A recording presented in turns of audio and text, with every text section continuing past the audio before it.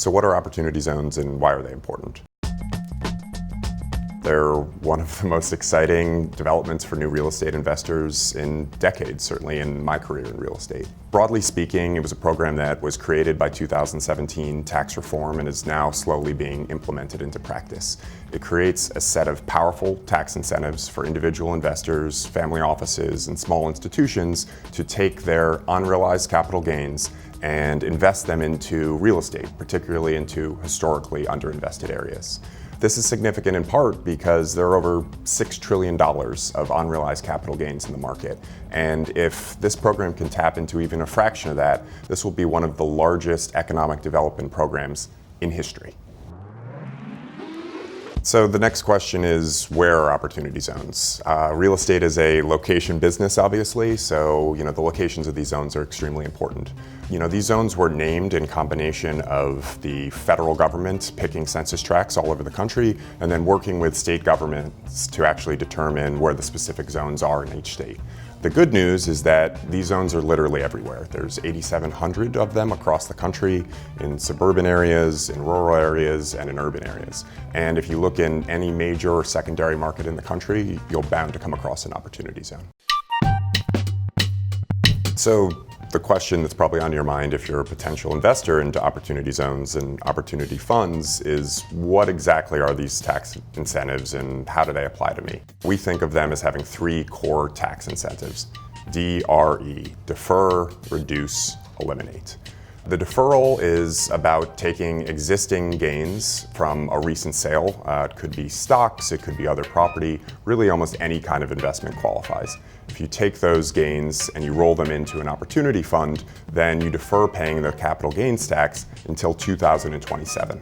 So really a long period of deferral, and that allows you to invest substantially higher amount of money at the beginning of the program rather than paying tax and reducing less. The second benefit, reduction, is if you hold the investment for at least 7 years, then you can take that tax bill that you owe in 2027 and actually reduce that by as much as 15%. The final benefit, which is probably the most important one, is the ability to pay as little as zero in capital gains on the opportunity zone investment itself. So if you hold the fund investment for at least 10 years, whatever kind of appreciation occurs during that term, hopefully substantial, you will pay no new capital gains tax on that. So taken together, this really has an extremely beneficial effect on ROI and equity multiple. So for investors who are interested in real estate anyway, who have gains in, say, their stock portfolio that they may want to move into a different part of the market, they really should be looking at this program as a unique way of getting into real estate and realizing some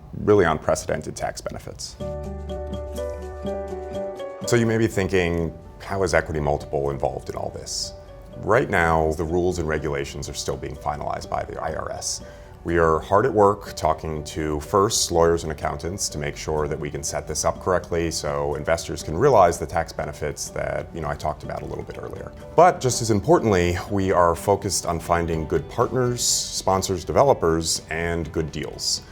These are very long duration investments, 10-year plus time horizons, so it's extra important to find a good partner who has a long established track record in real estate. If you are going to be in bed with someone for 10 years, so to speak, you want to make sure that they have good experience, good track record, and they're trustworthy. Just as importantly are the deals itself. So, opportunity zones are slices of markets. So even for developers who say work in New York City, it's a different thing to work in Lower Manhattan versus work in the South Bronx. And finding sponsors who have worked in these areas before, who are familiar with local conditions, and really can source projects that are good investments regardless of tax incentives, that I think is the key to successfully investing in opportunity zones. So for us, every investment that we're going to offer in an opportunity zone, whether it's an individual investment or through a fund, the focus is the same. Find a deal that is a good deal on its face, regardless of tax incentives, and then layer on those tax benefits so you really come up with a compelling tax-advantaged vehicle for investors.